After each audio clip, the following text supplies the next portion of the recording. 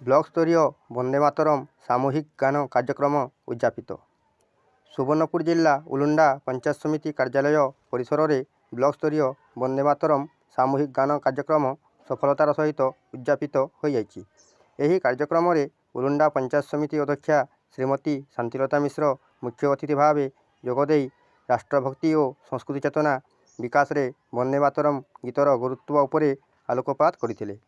କାର୍ଯ୍ୟକ୍ରମରେ ଅତିରିକ୍ତ ଗୋଷ୍ଠୀ ଉନ୍ନୟନ ଅଧିକାରୀ ଶ୍ରୀ ଶୁଭ୍ରାଂଶୁ ଶେଖର ମଲ୍ଲିକ, ବ୍ଲକ ଆର୍ଥିକ ଅଧିକାରୀ ଶ୍ରୀମତୀ ଜୟନ୍ତୀ ମଲ୍ଲିକ ଓ ବ୍ଲକ ସାମାଜିକ ସୁରକ୍ଷା ଅଧିକାରୀ ଶ୍ରୀମତୀ ରୀତିକା ପ୍ରଧାନ ସମ୍ମାନିତ ଅତିଥି ଭାବେ ଉପସ୍ଥିତ ରହି କାର୍ଯ୍ୟକ୍ରମର ସଫଳତା ପାଇଁ ଶୁଭେଚ୍ଛା ଜଣାଇଥିଲେ।